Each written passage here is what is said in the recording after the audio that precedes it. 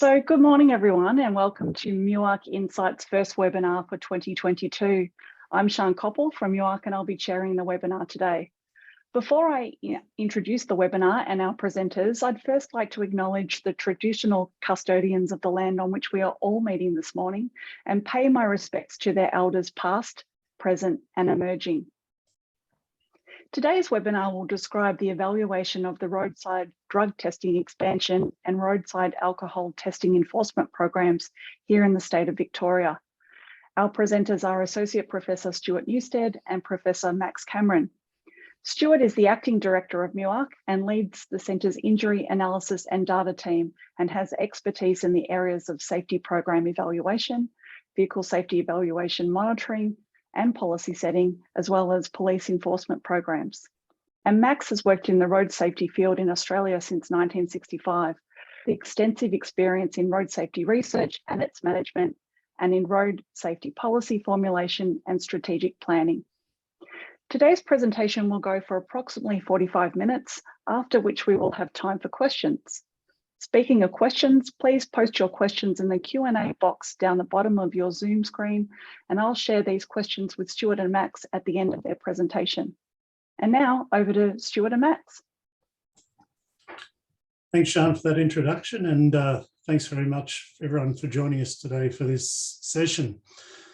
Max and I will be presenting today, but before we start, I really would like to acknowledge our co-authors in this work who are have unfortunately left MUARC now, and that's Belinda Clark and Luke Thompson. Just to set a bit of context around drug and alcohol driving in Victoria, as statistics we get from Victoria Police and the TAC continue to confirm, drug and alcohol use remains a significant risk factor in road safety in Victoria and is highly prevalent in crashes. There's been quite a bit of background research looking at the relationship between drug and alcohol use and elevated crash risk. And the evidence is quite substantial. Certainly with alcohol, there's been some great work done over the years correlating those two things together. But more recently in drugs, and particularly methamphetamine, which has a huge increase in crash risk associated with its use. TAC statistics from a few years ago show that, in fact, about 30% of killed drivers and riders still have a BAC level over the legal limit. And disturbingly, around 41% of killed drivers have legal and illegal drugs in their system, with around, I think, about half of those being illicit drugs. And it's, I think it's pertinent to just remind everyone that certainly drunk and illicit drug driving is illegal in Victoria, like it is in many other jurisdictions across Australia. In fact, most other jurisdictions across Australia.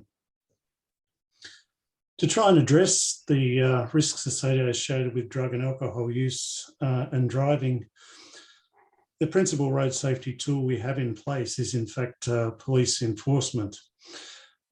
For alcohol, BAC testing was actually first introduced in Victoria in 1976 and has been ramped up with significant increase in initiatives like our Booze Bus program and a major increase in the number of roadside tests that are performed every year. Roadside drug testing came a little bit later, around 2004, and in Victoria we test for 3 prescribed drugs in THC, the active ingredients in cannabis, methamphetamine and MDMA. And that program has grown significantly over the years too. But the question, particularly drug enforcement, is it's expensive. How much is enough to be doing to create the deterrence from the behaviour that we need to do? Thanks, Max. So as I said, drug testing was initially introduced in Victoria in 2004 on sort of a trial basis for a couple of years, and then it was implemented in a significant way in 2006, with the number of tests delivered at the roadside growing to about 40,000 tests in 2014. Interestingly, and this is not unique to Victoria, there's actually been no previous evaluation of the effectiveness of the drug testing program in deterring drug driving. The chart you see on the slide here is some of the early attempts Max made to try and correlate the level of enforcement that's been undertaken with the level of drug presence in killed drivers. But that was sort of based on opportunistic data rather than being necessarily the result of a formal evaluation. So it shows you the sort of state of knowledge we were in at the time. Coincidentally, to try and address what was seen as and measured as a significantly growing problem in drug use on the road in Victoria, the TAC sponsored a program of increasing drug testing over the 2015-2016 calendar years with Victoria Police to deliver that program. The aim was to try and get the test numbers up to about 100,000 tests per annum by 2017, but associated that was also the additional training of police members to be able to deliver those drug tests. At the time, drug testing hadn't been taught at the academy, and so there was quite a lack of trained members out there, particularly in the regions, to do drug testing. So the program funded that increase as well as the training of officers to do that. In terms of alcohol testing, that had been running at fairly high levels for some years, so around 3.5 to 4 million tests a year conducted at the roadside. But there was some decrease in 2015, which was of interest to see what happened. And also the program of alcohol testing and its effectiveness on road crashes hadn't really been evaluated properly since the early 1990s in Victoria. So this was seen as a real opportunity to have a look at the impacts that was having as well. Thanks, Max. So the aims of our study were to try and firstly document some of the key historical statistics around drug and alcohol enforcement in Victoria, so we could get a sense of what had been happening over time. And also in association with that, to document the prevalence of illicit drug and alcohol use presence in road crashes. And to get a sense of, well, when are these things a problem in road crashes? Previously, MUARC had developed a concept of a high alcohol hour, which is a time in the day and week when alcohol is likely to be a presence as a risk factor in crash-involved drivers.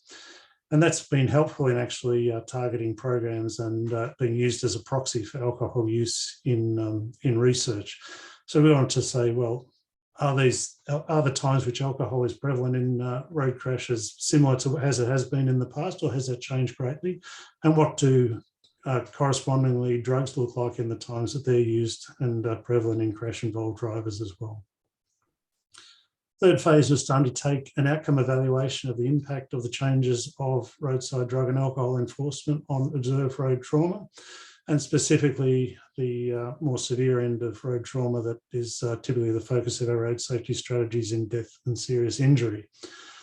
And from those results then to synthesize those outcomes to actually make comment on the impact that our program of increased drug enforcement and to a certain degree reduced alcohol enforcement had on road trauma in Victoria, and what we might expect from further expansion in the future.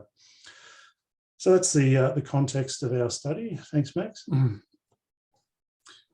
So through that, we compiled statistics. We did analysis to define when our drug and alcohol use was prevalent in crash-involved drivers. We needed to establish the relationship between drug and alcohol enforcement and drug and alcohol involvement in crashes, and then apply to our strategic modelling framework, the traffic enforcement resource allocation model, or TERAM, that has been developed by MUARC over a number of years to actually use that information, the statistics and the relationships to actually make that correspondence between drug enforcement and alcohol enforcement and trauma changes. And then to summarise our strategic learnings from the study. Thanks, Max. To do this, we collected data from a number of sources. These included roadside breath testing and drug enforcement data provided by Victoria Police. So that's preliminary breath testing and followed up by evidentiary breath testing when a preliminary test comes back positive. And of course, drug testing, which is known as a preliminary oral fluid test, which is then followed up by an oral fluid test if the preliminary test comes back positive. So these were provided by Victoria Police through the Road Policing Drug and Alcohol section. Police also provided information from their traffic information system, which houses the police reported crash data on crashes and the drug and alcohol status of drivers involved in those crashes. One of the things the police did not have is the drug status for fatally injured drivers, because that is owned by the coroner in Victoria. So we went to the Victorian coroner through the Victorian Institute of Forensic Medicine and collected the drug and alcohol status for fatally injured vehicle controllers in Victoria and merged that back to the police's traffic information system data. So a range of data that was all merged together for the purpose of the study. Thanks, Max.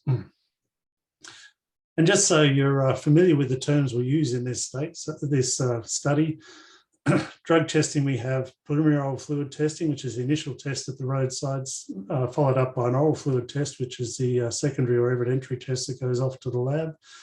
We talk about positive drug test rates, which is, or hit rates, so it's the number of oral fluid tests that you get per preliminary oral fluid test delivered. So it's effectively a positive rate amongst tested people. Tests can be delivered from either cars or buses. The booze buses deliver them en masse in a more random way, where the cars are often a bit more targeted in their delivery. And alcohol testing has similar analogies to it. So there's preliminary tests at the roadside through the blow-in alcohol device in Victoria. If that comes back positive, the person is taken for an evidentiary test either in the bus or back at the station. Again, we have positive rates, which is the proportion of PBTs which result in an evidentiary test. And again, tests can be delivered from cars and buses. So these are concepts that you'll need to just keep in mind when we're going through the next part of the study. Thanks, Max. I'll hand over to Max now, and he can give you a bit of a background on trends in drug enforcement and prevalence in crash-involved drivers in Victoria, and a little bit of information about alcohol as well. Over to you, Max. Okay, well, on this chart, you can see in the red dotted lines what was planned in terms of the preliminary oral fluid tests over many years. And in fact, the actual numbers closely followed those. And it reached a point of about 42,000 tests per year in the mid-2010s. And partway through 2014, the TAC decided to fund an increase in these tests, aiming to achieve 100,000 tests per year. And you can see that there was quite a jump in the actual tests, even though it was only planned to be 42,000 in the 2014-15 year. But for 3 years, the 100,000 tests per year was achieved. And in the most recent financial year covered by our data, there was a plan to achieve 150,000, but our data ran out and we only saw part of that year. As Stuart has outlined, the tests are carried out by various parts of the police, but the road policing drug and alcohol section mainly conducts the preliminary oral fluid tests at bus-based testing stations, quite often in conjunction with random breath testing. But from 2006-07, you had an increasingly number of tests being conducted by highway patrols and the heavy vehicle unit. And these tests were much more targeted at locations and times, and even driver characteristics where there was a suspicion that drugs would be present to a large extent than you would achieve in a random operation. This shows you how the number of roadside tests increased. The lighter blue is mainly Melbourne operations by the RPDAS people. And you can see the red activity increasing in rural Victoria. And then, of course, the more targeted testing by the Highway Patrol started and grew through the 2010s to a stage where, in fact, there's more targeted tests than the so-called random tests. But that was important because it allowed us to look at the question of what are the relative effects of these different forms of operation. This shows you how those same tests have turned into positive detections in terms of detection rates. The lines running along the bottom mainly from the road policing drug and alcohol section, principally random tests. And you can see, apart from a rise in detection rates near the middle of this chart, that on average it's hovered between 2 and 4%. But in contrast, the targeted testing has achieved increasingly greater detection rates, which have leveled off a bit in the later years of this data. An important thing to note here is that that chart that I just showed you differs within each of the police regions.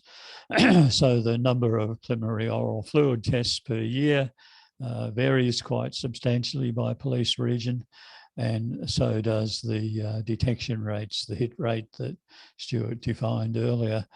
And this was important for the analysis that Stuart will talk about soon, because it allowed us to actually see some natural variation across 4 major regions of Victoria. The sort of data that we were able to obtain for killed drivers was very reliable and substantial. About 81% of the drugs detected were one of the 3 prescribed drugs: THC, methamphetamine, and MDMA, otherwise known as ecstasy. And of course, methamphetamine and THC dominated the story.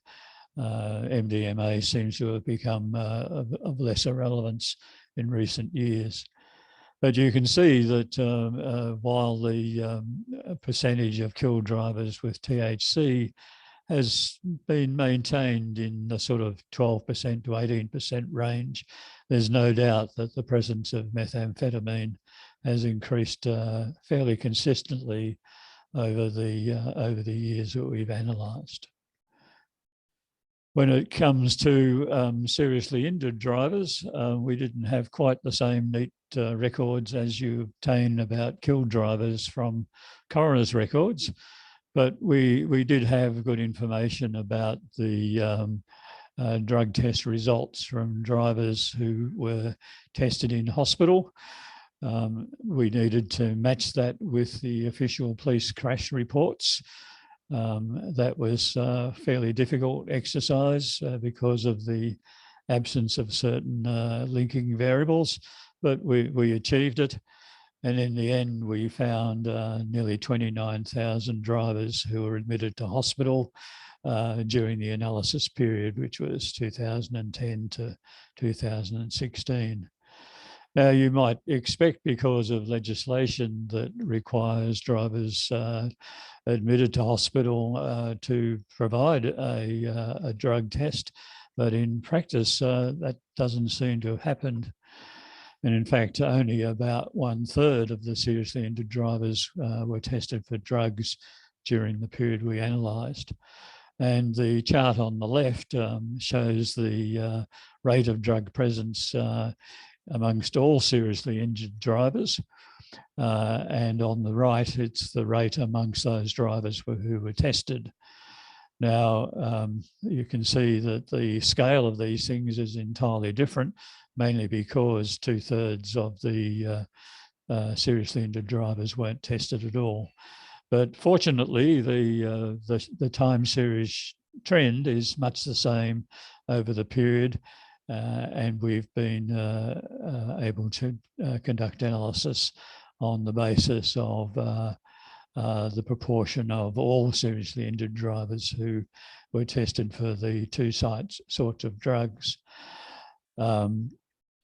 The other data, of course, that we used in this broader study was the preliminary breath tests and their detection rates that you see in the top 2 charts. Not quite the same dramatic trends as you saw in the drug prevalences, but and secondly, that there's been certainly an improvement in detection rates over time. And again, some substantial variations between the police regions, which was important for the statistical analysis that Stuart will describe soon. In the case of the alcohol involvement, again, good data from the coroner about the presence of different BAC levels. We particularly focused on the high level drink drivers, those with a BAC above 0.15 that you see plotted in the left-hand chart in orange, and the other level of BAC between 0.05 and just less than 0.15, so-called impairing level of BAC. That now, as you can see, as a percentage of all killed drivers, is now the lesser of the two. It's the high range BAC in killed drivers that has become more critical over the period of analysis. In the case of the seriously injured drivers, you can see that they're much the same in terms of their prevalence, and again, fortunately, have been decreasing substantially over the 11-year period that we analysed. I'll turn now to Stuart.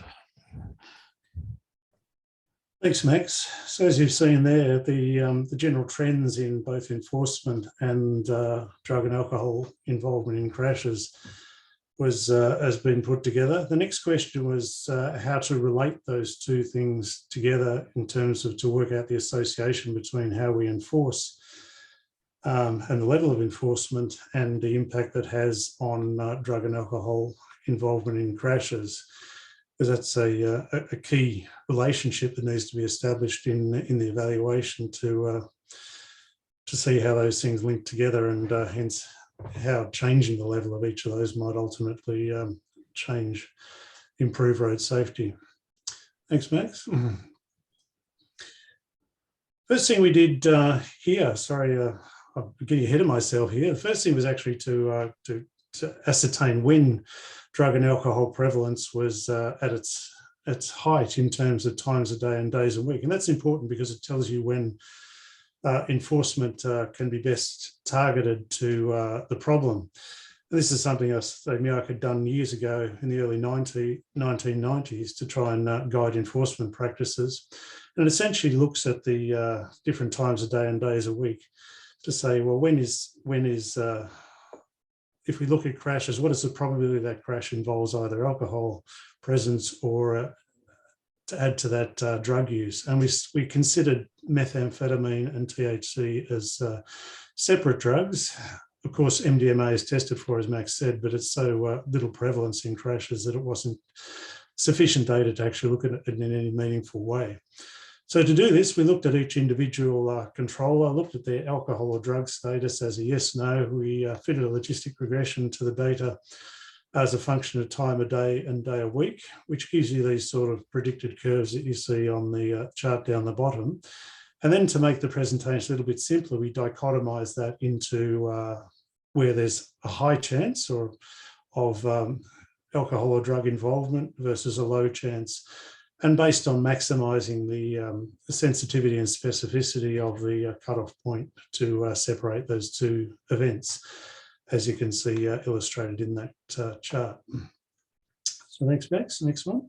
So these are the sort of results we got. When we looked at the times of day at which alcohol was likely to be present in road crashes, it hadn't actually changed much since the early work that MUARC did in the early 1990s.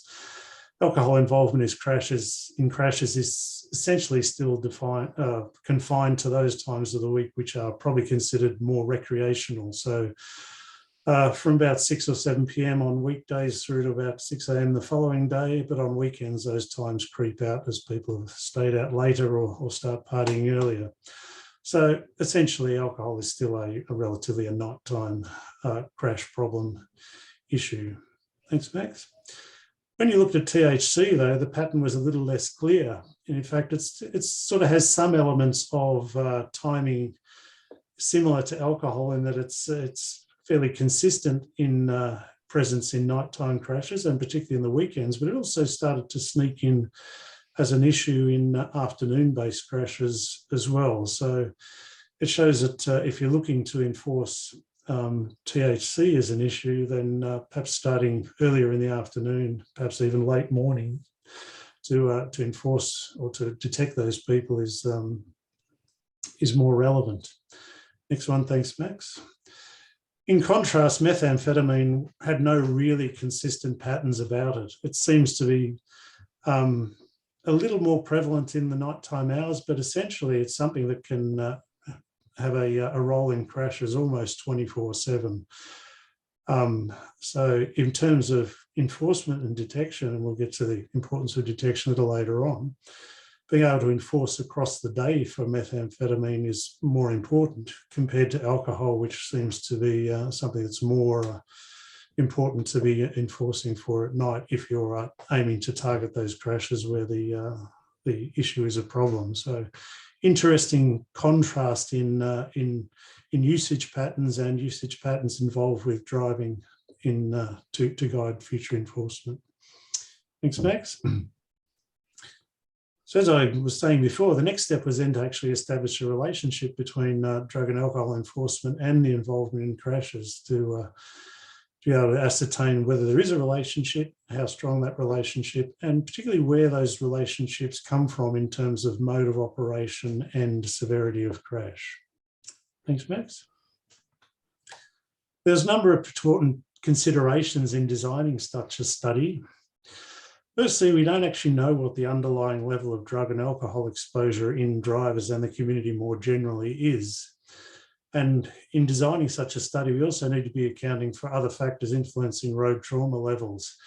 So what we found is a simple comparison with the number of drug and alcohol affected crash involved drivers and the level of enforcement is not really possible because you're not then adequately controlling for those other factors and you get spurious results. The other thing we needed to was to understand a little bit about what the effects of the different potential modes of delivery. So we've talked about targeted delivery from cars. We've talked about more randomly delivery of testing from the bus-based operations. So we need to understand whether there's different effects of those modes of operation and whether they have different effects on alcohol compared to the different drugs we're seeing in use as well. So is enforcement equally as effective on these different involvements of illicit substances in crashes or illegal levels of those substances? So not being able to actually do a direct comparison, we needed to capitalise on the natural experiment that Max had showed in his slides before, that we had significant variation in efforts between police regions and in years. And we also had a different balance between the type of testing done as well. And that was a very useful natural experiment because it gave us a solution.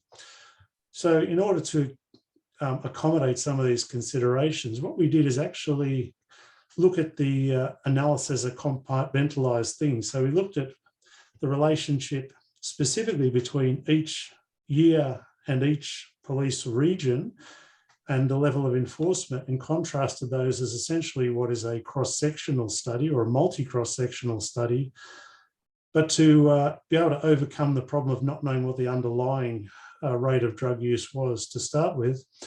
We also controlled for year effects as essentially nuisance parameters, and then looked at the cross-sectional effects in differences of enforcement and differences in observed drug and alcohol crash rates between those to get that contrast as a natural experiment. We also stratified the analysis to look at different levels of alcohol involvement in crashes. So as Max talked about before, under or over 0.15 BAC, and also stratifying the THC and methamphetamine usage or presence in crashes to accommodate those potentially different limitations.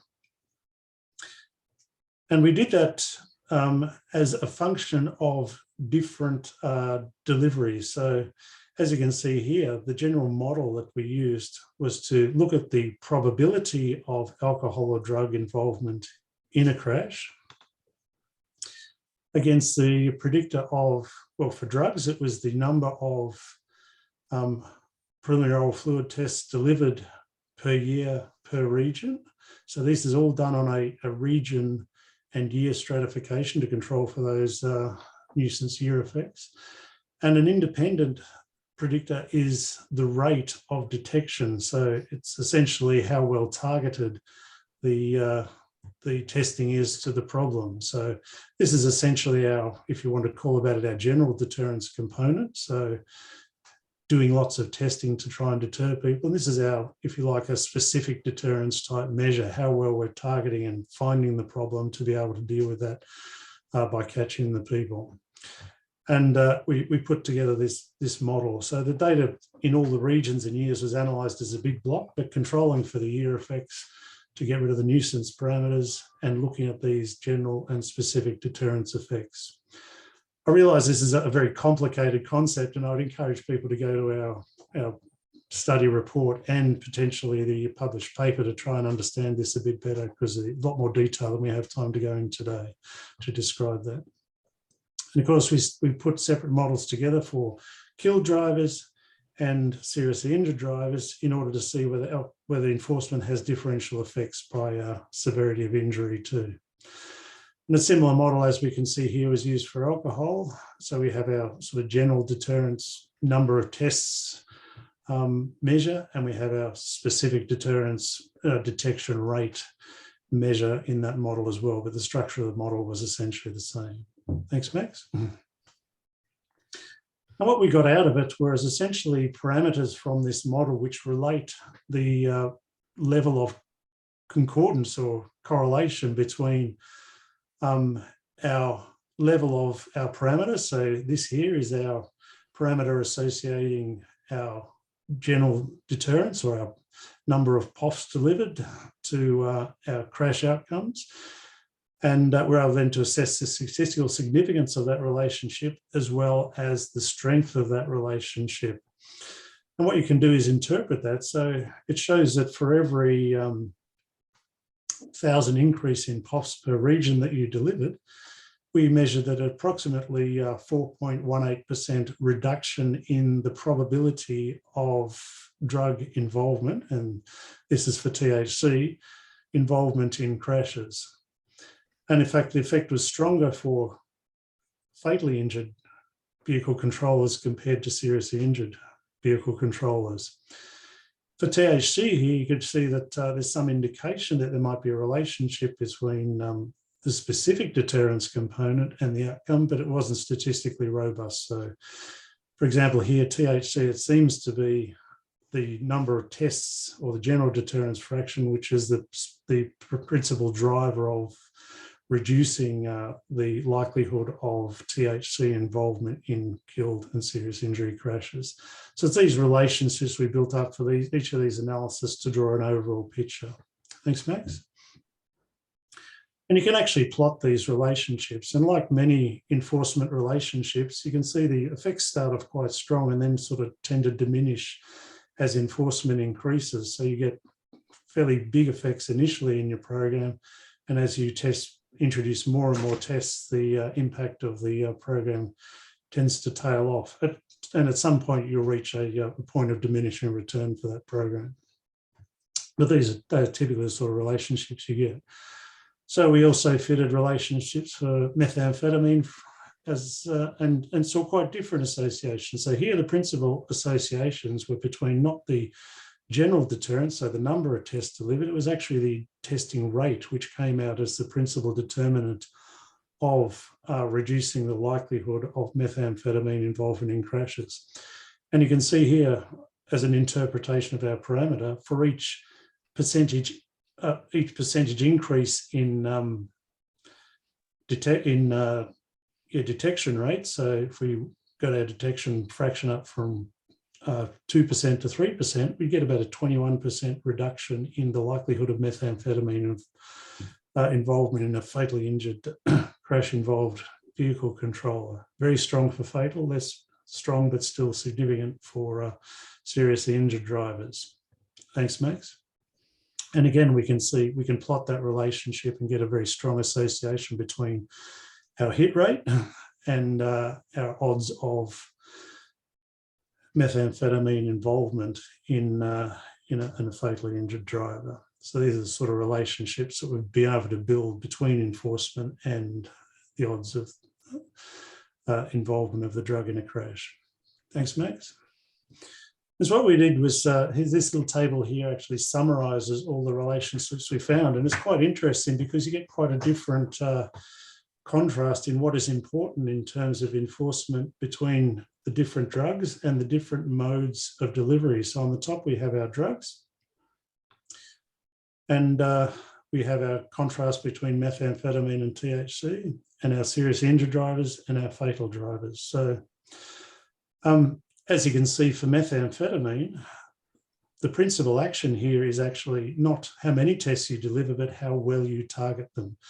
So it seems to be very important in deterring methamphetamine in crash involvement to actually be able to target enforcement and catch those methamphetamine involved drivers. In contrast, for THC, it seems to be more a general deterrence model at use. So the principal association between is the number of tests delivered and the likelihood of having THC involvement in road crashes. So it suggests that the one-size-fits-all general deterrence model that we tend to have overlaid on drugs from our alcohol experience doesn't actually fit for drug driving. It fits for THC use in general deterrence, seems to be the model, but for methamphetamine use, specific deterrence, catching the drivers and having a very high rate of detection in your testing seems to be very important for deterring methamphetamine use. Interestingly, sorry, I can go back one, Max. Just in contrasting that with alcohol use, there seems to, as we've found before, being a very strong general deterrence fraction from for deterring alcohol use, and particularly use of buses, but also cars seems to be quite useful for that. But the targeting, the testing, so our detection rate also seems to be an important factor here as well.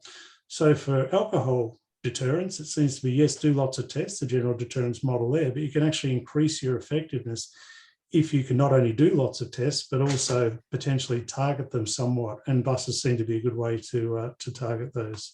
So park your buses in places where they might be able to detect more people seems to be a principle that was learned from that. Thanks, Max.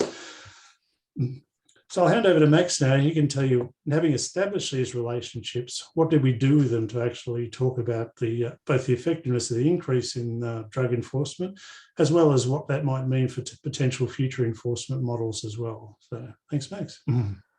Okay, well, some of the background that on this slide you've already heard, but I think the key point is that we wanted to look at the effects on crashes, both serious and fatal, of the increase from around 42,000 tests per year to 100,000.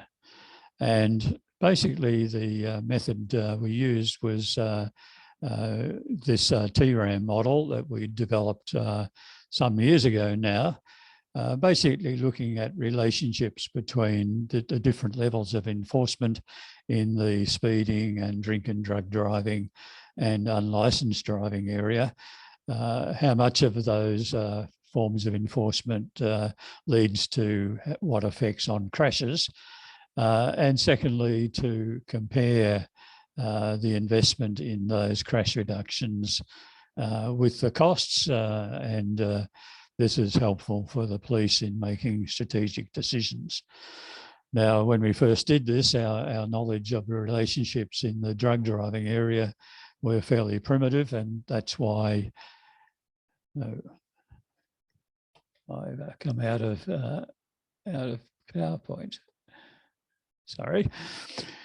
So the new relationships that Stuart's have described have now been included in TERAM.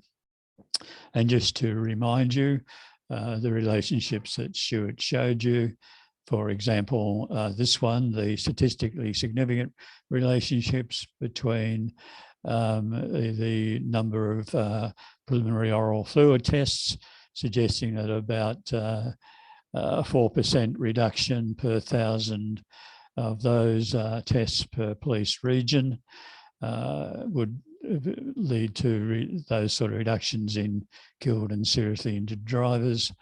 And in contrast, an increase in the detection rate of 1 percentage point could lead to a 21% reduction in fatal crashes and about 6.5% reduction in seriously injured crashes.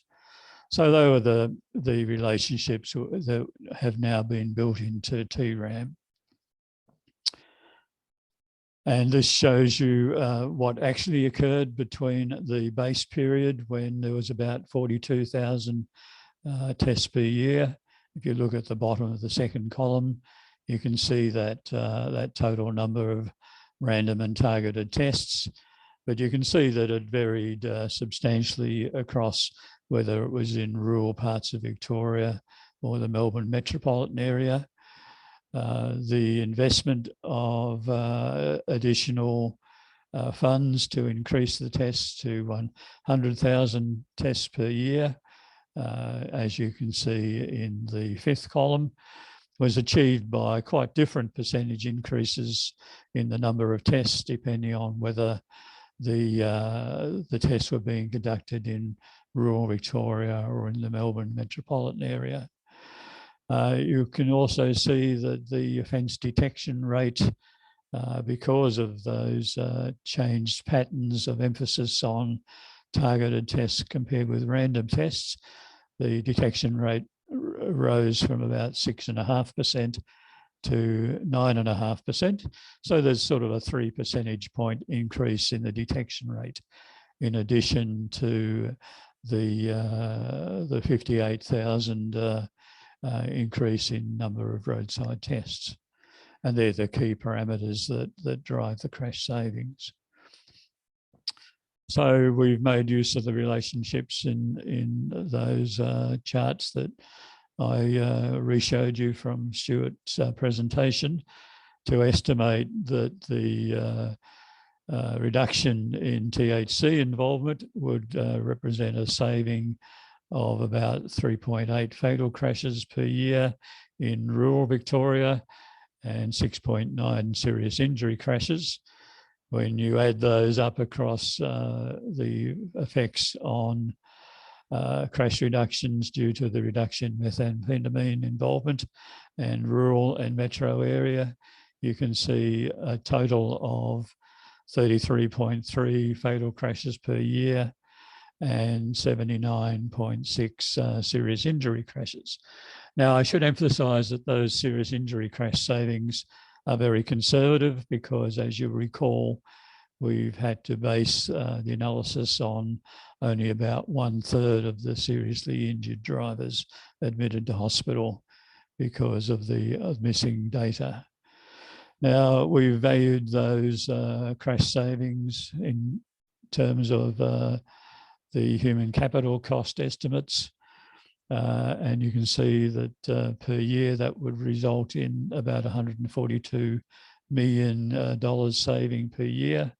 The TERAM model also estimates the cost of additional police manpower and testing equipment in the case of the drugs, and compares the two with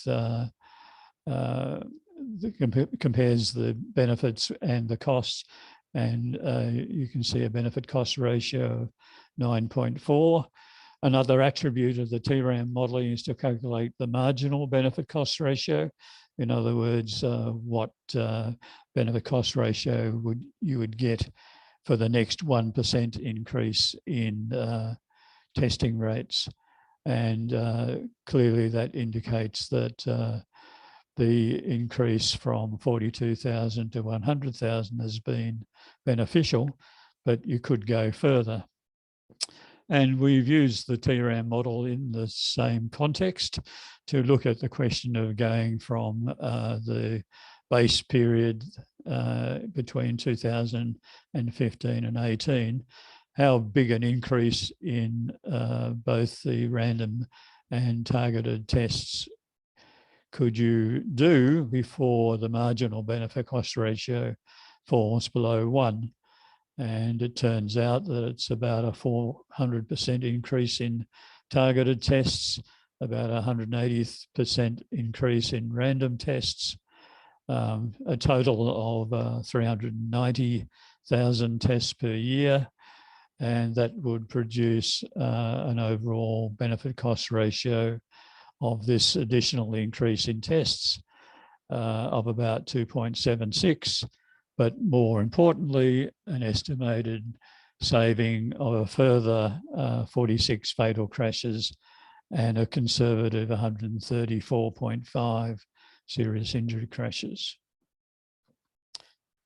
So our conclusions from all this research is that there's no doubt that the prevalence of methamphetamine in drivers on the road in Victoria trended up steeply during the period that we've analysed. As Stuart has already intimated, we think that methamphetamine can be best deterred by increasing the positive detection rate, whereas with THC, I think that additional focus on large numbers of tests is what's called for.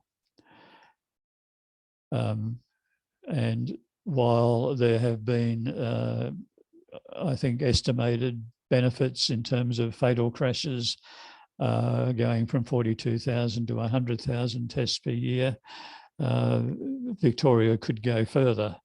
But I think we need to caution against not diverting resources away from roadside breath testing for alcohol to increase the amount of roadside drug testing.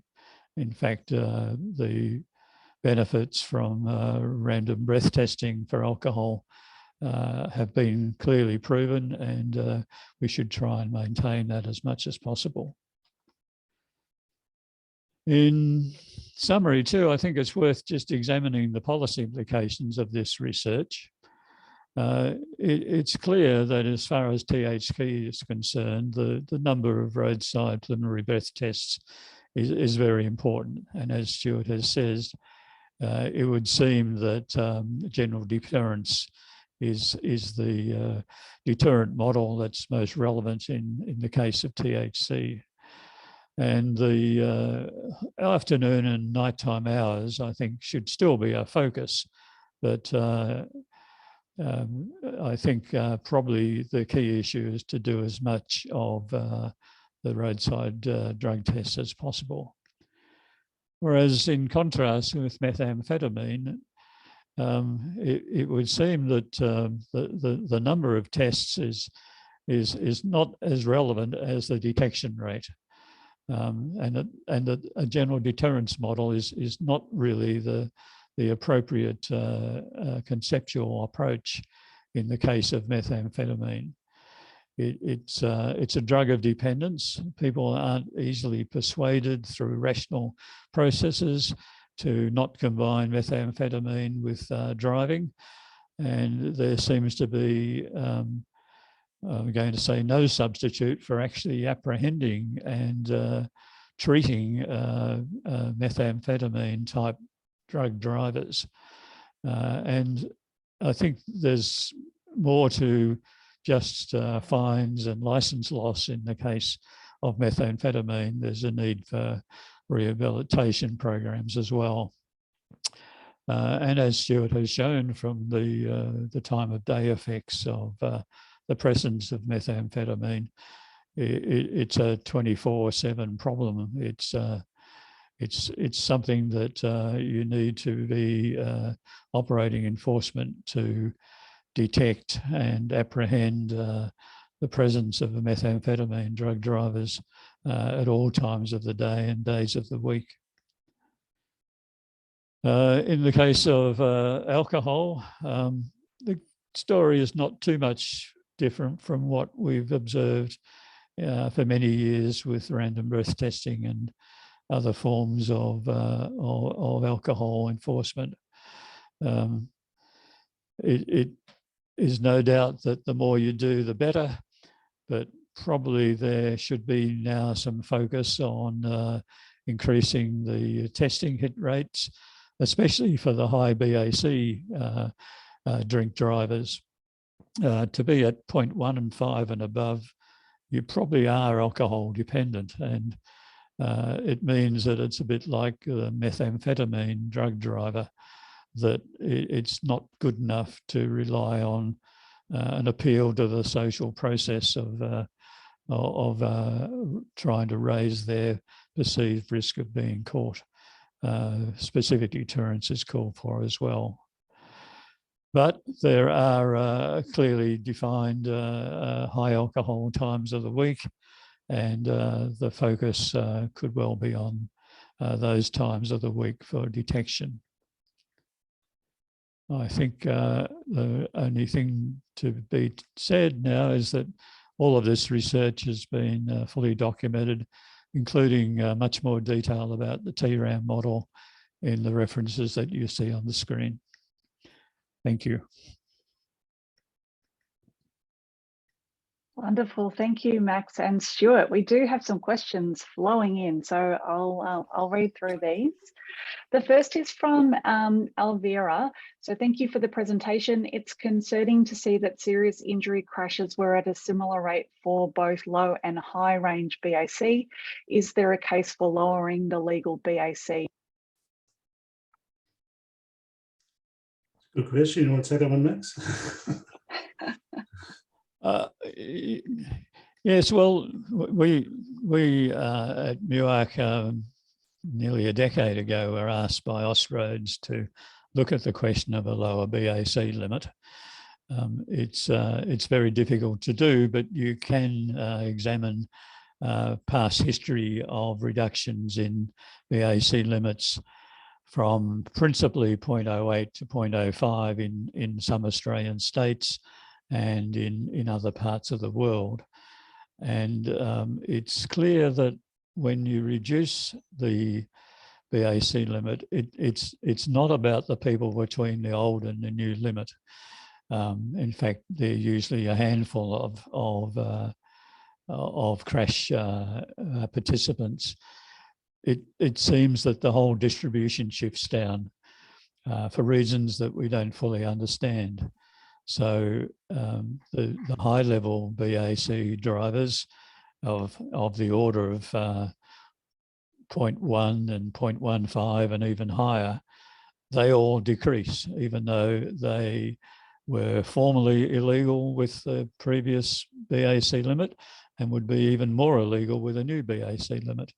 So it's a fairly subtle process, and we've twice done that analysis for the Austroads organisation and for the Victorian Department, but neither piece of research has seen the light of day. Thanks, Max. And that sort of builds on the next question. Oh, and there's a request to put the conclusion slide back on the screen while we're going through these questions. So yeah, thank you. So a question from Lindy: is this research shared with enforcement agencies to help them better target their efforts? I think the answer is yes, it is now, because that's why we're having the webinar today, and certainly those 3 publications that were listed are all publicly available. So I guess it's really about getting the message out there, and it's getting people to think about that in the context of how enforcement is carried out. There's a lot of pressure on funding and resources for enforcement. So I think if we can use this sort of knowledge to better organise what we do for maximum effect, that will have hopefully a significant benefit in addressing the problem. Wonderful. A question from Amy: can you elaborate on what a targeted deterrence approach for meth might look like? Is there potential here for targeting of certain groups, that is profiling? Yeah, I don't know whether profiling is such, but I think there's certainly a huge role for intelligence-based enforcement in methamphetamine. So it's really getting the data at your fingertips to say, where are the methamphetamine-related crashes happening? Where are the people who are done for methamphetamine driving? Where do they live? Where do they travel? And you can actually plot geographically the places and times that you would potentially best be served in actually undertaking that enforcement to increase your detection rate. I think there's potentially also a role for technology like ANPR in doing this. So if you're going to intercept someone for a test out of a car, the ANPR could potentially give you that background information to best look for the sort of person you might pull up with the highest probability of detection. So I think very much that is what targeted deterrence would look like, is using the data at hand to build up an intelligence database to say, where do I find this problem most likely? I can add to this a bit. There's an excellent paper by Anderson and others in the Policing and International Journal, and it's included in the reference to the Journal of Road Safety paper that I included on the last slide. And it talks about practice in Queensland, in fact, documents it very well, where they have methods of profiling a driver with pursuing with a preliminary roadside drug test based on their personal characteristics and even the sort of vehicle they drive. So I'd recommend that you look at that paper by Anderson and others. Wonderful. There's a quick question from Craig in terms of whether the will be available for later public viewing. Yes, we are recording this so that we can share this publicly afterwards on YouTube. We have a double-barrelled question from Anonymous. Can you please elaborate on what you call nuisance trends, referring to prevalence of drug use in the community, I believe, in your models? And then how do you propose a difference in enforcement methods for THC and meth, given that they are detected by the same device? Yeah, the first one is about nuisance trends. Yeah, well, I think by nuisance trends, we mean this sort of underlying prevalence in the population. And this is why a lot of people look at these sort of relationships and they have problem with actually essentially believing them, because they say, well, why is methamphetamine going up in its prevalence in crashes when we're doing all this enforcement? And I think what you have to understand is that there is sort of an underlying level of use, and there is a deterrence fraction that goes on top of that. And what we see here is that if you hadn't been doing that enforcement, then the prevalence would have been even higher than it was. So we might have had drug prevalence of 50, 60, 70% in fatal crashes, for example, if we hadn't actually been undertaking this enforcement. So by nuisance parameters, we mean the underlying processes that are driving exposure.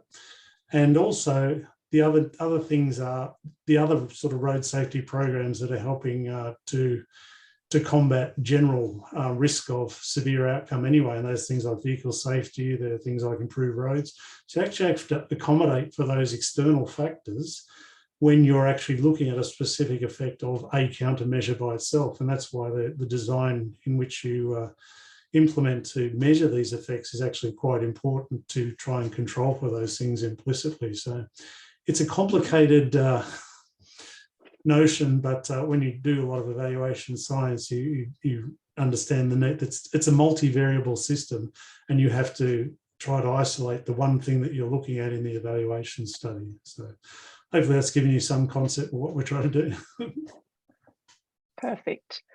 A question from Michael. What factor did changes in drug trends, specifically increased meth use, impact on the results of both roadside detection, fatal collisions, and serious injury collisions? Yeah, I think certainly the research evidence on the risk associated with methamphetamine suggests if usage is going up and driving with usage is going up, that has a big impact on on its involvement in road crashes. So I think there's little doubt from the evidence, particularly on methamphetamine, that it's had a big increase on risk. There's been other studies outside of this that look at the specific relationship between drug use and risk of outcome, and they're worth looking at if you want to understand the role they have. This obviously was focused less on that issue than the issue that if you do enforcement, how do you reduce that involvement in crashes from drivers? So I think that they're obviously two different things, and so this study is not about that first issue, which is the general risk associated with the drug use. It's about how the enforcement changes that exposure on the road. So I think it's important factors to separate here. Wonderful. And I'm mindful of time, so we might just have one last question from William. So William says 400,000 drug tests is modelled as the optimum in terms of BCRs, but what is the number at which fatalities decreases are no longer delivered? That is there an upper level of drug tests regardless of costs? Well, probably one for you, Max. Well, the relationships we've found are of the diminishing returns type. They never come to zero.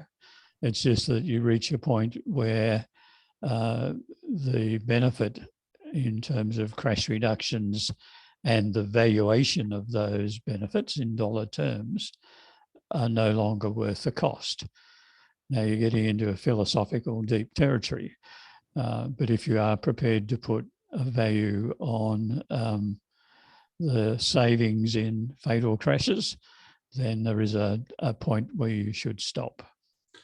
But if you're really a dead adherent to the whole safe system principle, there is no place you stop, because you're still getting benefits, but they will get smaller and smaller for the additional enforcement you're doing. And I think that's the point.